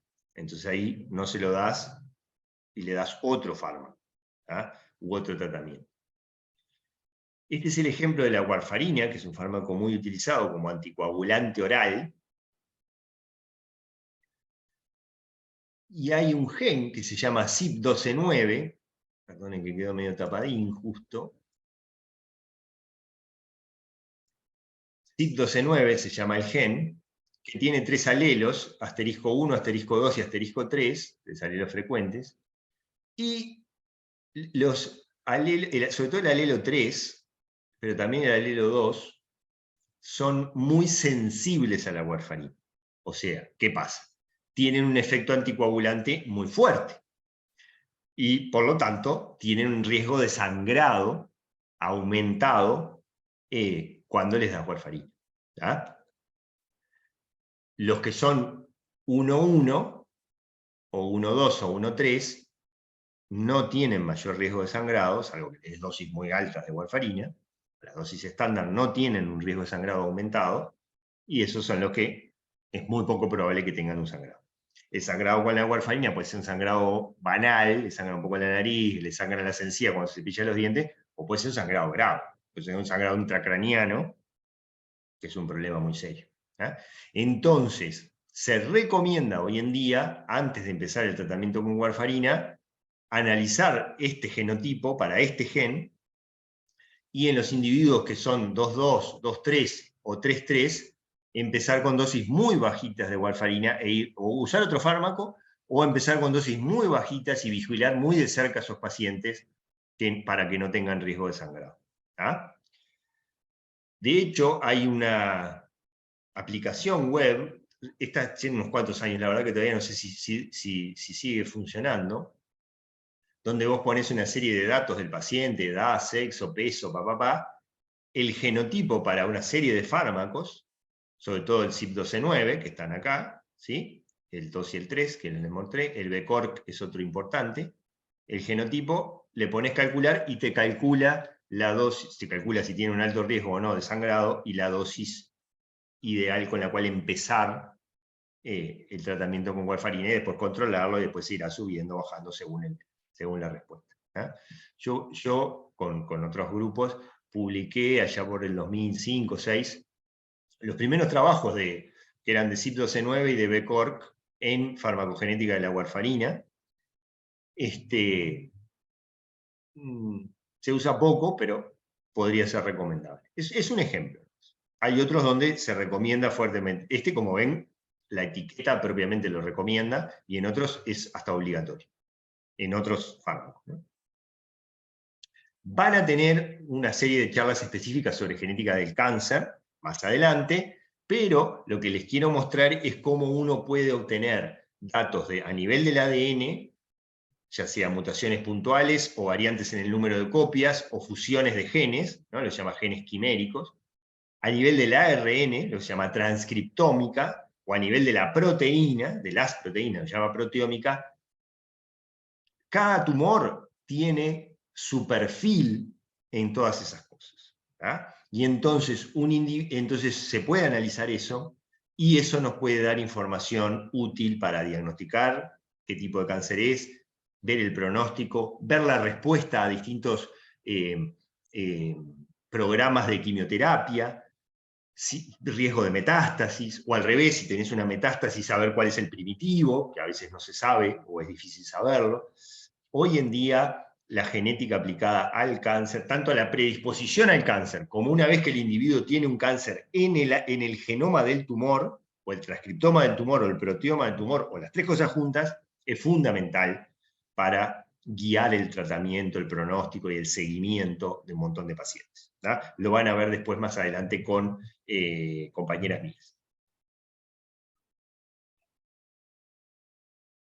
Si uno analiza cáncer de mama, uno de los más frecuentes en mujeres, un pequeño porcentaje, empieza por la derecha, perdón. Estos son todos los cánceres de mama. Un pequeño porcentaje tienen mutaciones en un gen o unos pocos genes que dan lo que se llama síndrome de predisposición hereditaria al cáncer o familiar. De estos, BRCA1 y 2 son los principales, hay otros genes conocidos y otros que no se sabe, o son genes que al día de hoy todavía no se conocen, o muchos lo que son es una combinación poligénica de mala suerte y de alto riesgo de cáncer de mama. ¿Ah? Hace unos años, 2013, Angelina Jolie descubrió, por sus antecedentes familiares, que ella tenía una mutación de BRCA. No me acuerdo si era el 1 o el 2, creo que era el 1.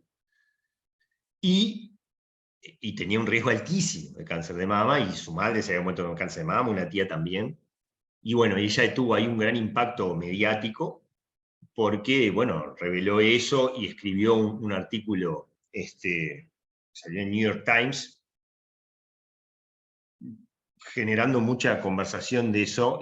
Tuvo un gran impacto en ese momento. Y generó un gran impacto en la gente, de saber que hay gente que sin saberlo tiene un alto riesgo de cáncer de mama, ¿ah? Y tiene que prevenirlo de alguna manera. En el caso de ella, llegó a ese conocimiento porque tenía los antecedentes familiares.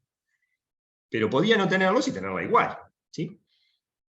Hoy en día hay varios grupos, estos son los que están a nivel público, en el Pereira Rosell, en el Hospital de la Mujer, en el Hospital Militar y en el Hospital de Clínicas, que se dedican a eso, ¿no? Es decir, a identificar las familias y las mujeres con alto riesgo, con alta predisposición hereditaria al cáncer de mama y ovario. Y el grupo del Hospital Militar también analiza cáncer digestivo, cáncer de colon, que algunos cánceres de colon pasa lo mismo, o sea, tienen un alto riesgo genético. Y bueno, después hay empresas privadas que también trabajan en eso. Es una de las grandes áreas, la genética del cáncer, de trabajo y de aplicación en genética. Y voy a mostrarles para terminar, y van a tener una charla específica de terapias génicas y terapias basadas en la genética, pero les voy a mostrar algunas cositas, ¿tá? De biotecnología, ingeniería genética y salud. Capaz que alguno vio, esa película vieja, yo la vi cuando era muy chiquito, una película que se llamaba El niño de la burbuja, o de la burbuja de plástico, que era John Travolta, que tenía una inmunodeficiencia primaria, una inmunodeficiencia de causa genética. Entonces, era una historia trágica, pobre, ¿no? Porque el gurí tenía un sistema inmune muy débil por una alteración genética, y entonces tenía que vivir como en una burbuja, en un gozo aislado, porque tenía, si salía de ahí, tenía un alto riesgo de contagiarse, no le podía ni dar un beso a la novia. Era una película muy impactante. Yo creo que lloré cuando la vi. Esta gurisa, hoy es una señora, en 1990 fue la primera persona en el mundo en someterse a una terapia génica, y era justamente para una inmunodeficiencia primaria. ¿Tá? Es una inmunodeficiencia de ADA, adenosindeaminasa, una enzima que si no anda bien produce una inmunodeficiencia. Y a ella le hicieron una terapia génica, o sea, le pusieron el gen que anda bien de la adenosindeaminasa en 1990. ¿Ah? Fue la primera persona en el mundo. Y anduvo bastante bien, tuvo un buen efecto. Hoy en día es una adulta que sigue viva gracias a ese tratamiento. Y bueno, del 90 para acá, ya estamos hablando de 33 años, hay decenas, centenares de ensayos y de intentos de terapia génica, desde algunos muy buenos y que han andado bárbaro, a otros que no sirvió para nada. Incluso ha habido casos de gente que murió como complicaciones de la terapia génica. Hubo un caso en particular que fue muy dramático. Terapia génica hay de todo en cuanto a intentos y en cuanto a grado de éxito. Y bueno, esto no voy a entrar ahora, pero hay distintas formas de hacer la terapia génica, a través de virus, a través de células, a través de nanopartículas, etcétera, que lo van a ver con una compañera mía que está en esas cosas, pero básicamente la idea es usar genes como medicamentos, ¿no? O sea, como tratamiento de enfermedades. CRISPR ha sonado mucho en los últimos años. El premio Nobel del año pasado, no, el anterior, se lo dieron a 2 mujeres que fueron las que desarrollaron la técnica de CRISPR como una biotecnología usable, digamos. Hace no mucho, también hace un par de años, vino Francis Mojica, que es un científico español, que fue el que describió el primer sistema que después permitió el desarrollo de CRISPR, y muchos otros, ¿no? Que es lo que se ha llamado edición genómica, ¿tá? Es un sistema que con ARN y con proteínas permite identificar ciertas regiones del ADN, cambiar algo en esa región y de esa forma corregir una mutación en un sitio específico. Por eso edición genómica, ¿no? Como quien agarra un documento, un archivo de texto, y ya, no, acá hay una falta de ortografía, la edito para corregirlo. ¿Ah? Esa es la analogía. Obviamente no es tan sencillo como eso, pero conceptualmente permitiría hacer eso, y obviamente podría permitir corregir algunas mutaciones de esa forma. Discúlpame, ¿corrigen adelante todas las células? ¿Cómo, perdón? Si corrigen todas las células. Ahí va. Esa es la gran pregunta. Esa es la gran pregunta. Cuando uno piensa hacer CRISPR o una edición genómica, lo podés hacer en distintas situaciones. ¿Ah? Uno, que es lo que hacen acá, tú lo podés hacer en un embrión. Entonces ahí depende, porque si lo haces en un cigoto, que es una célula, o corrige o no corrige, y ahí es en toda la célula. Si lo haces en un embrión, en una etapa de 8 células, capaz que corrige algunas y las otras no. Hoy si lo haces en un blastocisto, etapa de decenas y centenares de células, capaz que corrige algunas y otras no. Podés tener un mosaicismo generado a partir de la edición, o del intento de edición. De hecho, se han intentado experimentalmente edición en embriones. Esto se hizo en cigotos triplonucleares, o sea, en cigotos que tenían 3 núcleos, o sea, cigotos que no iban a andar. ¿Sí? Ya se sabía que esos se iban a morir solos. Se usó solo para probarlo. ¿Ah?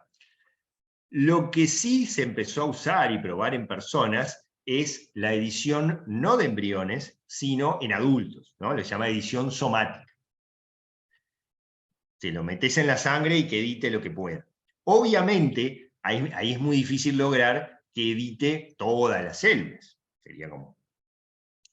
Pero hay muchas enfermedades, tú podés ponerlo en determinados lugares o con determinados virus que lo llevan a determinados lados, y hay muchas enfermedades donde vos no necesitas editar todas las células para tener un beneficio. ¿Sí? Entonces, algo hace. No corrige todas las células, pero algo hace. ¿Ah? Por ejemplo, el ejemplo que yo ponía recién de Parkinson en las neuronas dopaminérgicas. Estoy inventando, no sé si hay ensayos de CRISPR en Parkinson, pero puede haberlos. Si vos pudieras que corrija algunas neuronas dopaminérgicas, una mutación que las está matando, y haga que se mueran menos, achatarías esa pérdida de neuronas dopaminérgicas, enlentecerías esa pérdida de neuronas dopaminérgicas, aunque no edites todas las células. Y con editar algunas, es negocio. ¿Sí? De hecho, eso es lo que se está ensayando, y se empezó a ensayar para varias enfermedades y en varios individuos, ese tipo de edición, que se llama edición somática, ¿no? Porque vos no editas un embrión, sino un individuo adulto, con la idea de corregirle no todas las células, pero por lo menos algunas, y que eso tenga un efecto beneficioso. ¿Ah? De hecho, la edición germinal o de embriones es una muy mala idea, está prohibida en la mayoría de los países, y es en principio una muy mala idea. En cambio, la edición somática puede ser una muy buena idea y puede ser para algunas enfermedades y para algunos individuos uno de los grandes avances de la medicina de las próximas décadas. ¿Ah? En la medida en que se logre que edites muchas células, cuantas más mejor, y correctamente, sin otros errores, corrigiendo el error que querés. ¿Ah? Bueno, de eso sí hay muchos ensayos, y hay algunos con resultados muy alentadores, digamos. Este editorial del New England Journal of Medicine habla de eso. Tiene también 2 o 3 años, capaz que un poco más, justamente cuando esta técnica surgió y se empezó a usar. Discute, si ustedes quieren leer, a las 8. Discute, si ustedes, perdonen, me interrumpí. Si ustedes quieren leer algo más, este es un buen editorial, y Eric Lander es uno de los grandes genetistas de Estados Unidos, que describe y discute estas cosas. Una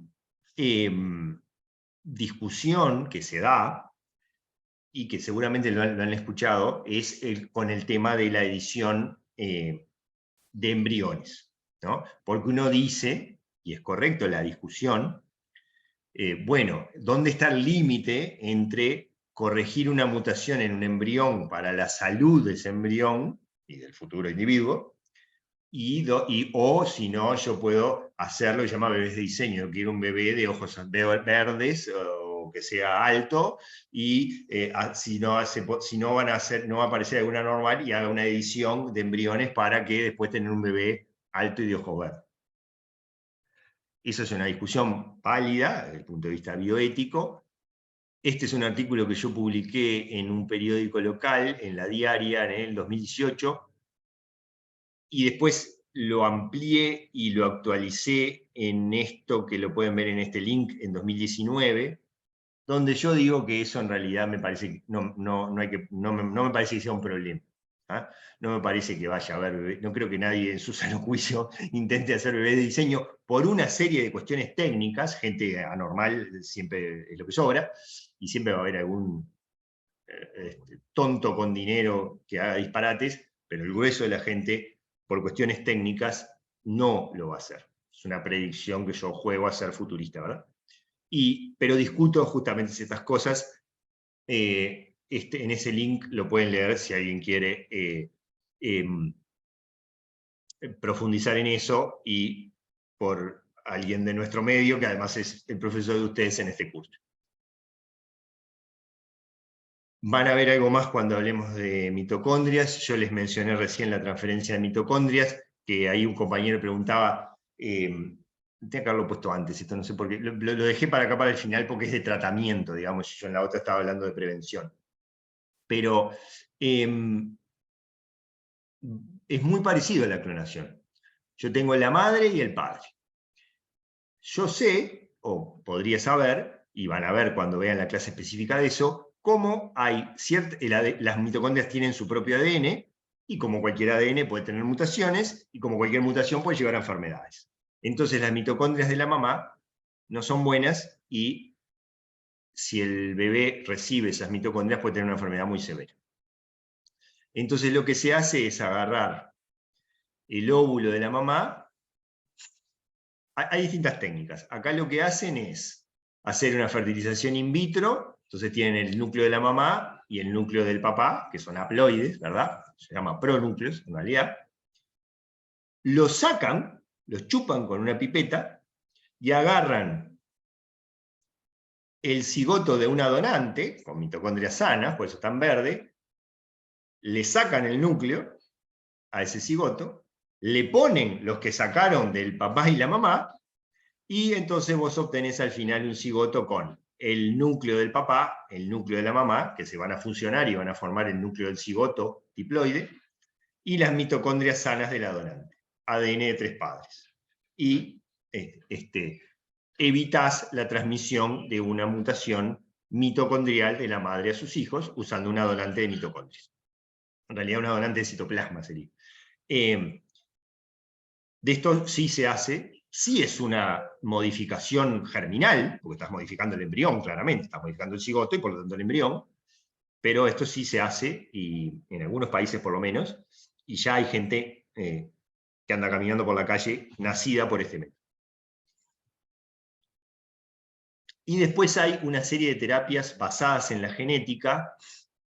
El imatinib es un ejemplo de ello. Ustedes deben, es muy importante y se usa mucho una traslocación del cromosoma 922 que genera una proteína quimérica que se llama BCR-ABL, o ABL-BCR, mismo. Y esta es una proteína quimérica que favorece determinadas leucemias, y el imatinib es un fármaco que se desarrolló específicamente para inhibir a la proteína quimérica. Fíjense, una vez que se descubre esa traslocación, eso lo llama cromosoma Filadelfia, y esta proteína quimérica lo llama BL-BCR, y se sabe que esa proteína quimérica, por la fusión de dos, están dando de más y armando cualquier desastre. Entonces, conocido el mecanismo molecular, eso permitió diseñar un fármaco que inhibiera lo que estaban dando mal, que es la proteína quimérica BL-BCR, y el imatinib fue el primer ejemplo de ello, y el primer fármaco diseñado específicamente para inhibir una proteína que se sabía que estaba andando mal producto de una traslocación y por lo tanto de un gen quimérico, ¿no? Quimérico quiere decir la unión de dos genes. Uno de los primeros ejemplos, y es uno de los más importantes aún hoy en día, de el diseño de un fármaco conociendo el mecanismo molecular. Otro ejemplo que vino mucho después es el de otro fármaco que es para tratar ciertas distrofias musculares, donde lo que tenés sobre todo, hay distintas proteínas del músculo, y que si andan mal algunas de ellas, ni que hablar más de una, van a provocar un deterioro progresivo del músculo, eso lo llama distrofia muscular de causa genética. Una de ellas es la distrofina, es una de las más severas, digo bien, y hay este fármaco que se llama Drisapersen, para algunos individuos que tienen mutaciones en el exón 51 de la distrofina, del gen de la distrofina, del gen de la distrofina, dije mal, del ARN mensajero, o sea, del gen de la distrofina que se transcribe al ARN mensajero de la distrofina, ven que está ese pre-ARN mensajero. Entonces hay una mutación acá que produce un codón de stop o un frameshift, ¿sí? O sea que la proteína del codón 51 en adelante o se corta o es cualquier cosa. El Drisapersen lo que hace es que la célula se confunda y tome al exón 51 como si fuera un intrón, ¿sí? En el procesamiento del ARN mensajero. Entonces viene el exón 49, el exón 50 en realidad no existe, y saca esto como intrón, esto también como intrón, y esto como intrón. Entonces saca el exón 51 como si fuera un intrón. Y entonces te queda un ARN mensajero que pierde el exón 51, pierde un pedazo, pero es menos malo que tener el exón 51 que te genera una proteína truncada o un frameshift. La distrofina es una proteína enorme, tiene como 100 y pico de exones, entonces tolera mucho mejor perder un exón entero que tener un codón de stop o un frameshift en ese. Entonces, las personas que tienen una mutación en el exón 51, con este fármaco lo sacan del ARN mensajero maduro, tiene una distrofina un poquito más corta, pero que anda bien, a diferencia de la otra que produce una enfermedad severísima. Otro ejemplo es la atrofia muscular espinal, y con esto sí les prometo que termino, lo que hace en la atrofia muscular espinal está mutado en homocigosis, porque es recesiva, el gen SMN1. No anda el gen SMN1 y da una enfermedad severísima, donde se mueren las neuronas y secundariamente los músculos, que esas neuronas inervan. Por suerte, SMN1 tiene un pseudogen que se llama SMN2, que es muy parecido, pero no anda. Y hay una serie de fármacos, el Nusinersen es uno de ellos, que lo que hacen es, bueno, fenómeno, el SMN1 no me anda, por mutaciones irrecuperables, pero que activan, hacen que se cambie el procesamiento del ARN mensajero de SMN2 y se empieza a expresar SMN2, que es muy parecido al SMN1, y entonces recupera, por lo menos parcialmente, la función de SMN1 que se perdió. Cambia el procesamiento de SMN2, que usualmente no se expresa, o sea, no produce un ARN mensajero maduro que dé una proteína, cambia el procesamiento de forma tal de que se exprese SMN2 y genere un ARN mensajero y una proteína, que suplanta, aunque sea parcialmente, a la otra que no anda. Obviamente, esta es una estrategia de tratamiento. Obviamente, la otra estrategia de tratamiento es una terapia génica que ponga SMN1 y que haga que SMN1 ande bien y se exprese.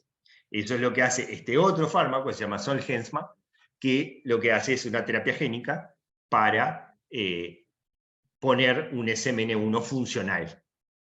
Son como complementarias las dos terapias. ¿Sí? Este es otro libro que les recomiendo, de un genetista de Stanford, California, y este es un precioso libro que él se centra sobre todo en el diagnóstico, el uso de herramientas genómicas para el diagnóstico, que es lo que yo más me dedico y más me interesa, por eso me interesó tanto el libro. Es un libro súper interesante. En resumen, obviamente esto fue una visión abuelo de pájaro de un montón de cosas, y les mostré algunos ejemplitos de cada cosa. Algunas ya vimos, algunas van a profundizar, y otras quedarán para otros cursos y otras oportunidades de aprendizaje que ustedes tengan. Pero lo que quería mostrarles es que hay herramientas de la genética que pueden tener aplicación en cualquier aspecto de la salud humana. En diagnóstico, pronóstico, identificar individuos en riesgo, tratamientos farmacológicos, farmacogenética, terapias génicas, etc. Todo esto, por supuesto, está en construcción, es decir, hay investigaciones y ensayos todos los días donde se van apareciendo cosas nuevas o perfeccionando las que ya hay. Sobre todo, si pensamos en el diagnóstico, hay herramientas para la evaluación de los riesgos genéticos de tener una enfermedad o de tener a futuro una enfermedad en cualquier momento de la vida, por supuesto con sus limitaciones, ¿no? No son la bola de cristal, pero permiten predecir probabilísticamente ciertos riesgos. Dado que hay distintos mecanismos que determinan enfermedades genéticas y riesgos genéticos, ya lo vimos, ¿no? Mutaciones puntuales, mutaciones codones de stop, frameshift, de lesiones de un pedazo de un cromosoma, anomalías cromosómicas, hay distintas formas y momentos de detectarlas y eventualmente de tratarlas o de hacer algo con ellas. Y yo ya se lo resalté, pero lo hago de nuevo, en el curso nos quedan por ver algunos de esos mecanismos, lo que se llama herencia no tradicional epigenética. Incluido en esto están las mutaciones del ADN mitocondrial, que hasta ahora no las habíamos visto, y lo demostré alguna cosita y lo van a ver bien después. El asesoramiento genético, la genética del cáncer y terapias génicas, que les mostré algunas cositas para ir adelantando y para ponerlo en este marco organizado general. Después lo van a profundizar con compañeros y compañeras mías. ¿Ah? Así que es un poco lo que les quería mostrar hoy, me quedó media larga, pero bueno. Y van a tener oportunidad de profundizar, van a tener la oportunidad de preguntar, y como les mostré, hay bibliografía, y hay alguna bibliografía en el EVA para aquel o aquella que quiera profundizar en alguno de estos temas, y si hay dudas, por supuesto, preguntarme. Si hay dudas o comentarios ahora, además de los que ya hicieron, que estaban muy atinados, con gusto trato de responderlas ahora, y si no, quedarán para otra oportunidad. Los escucho.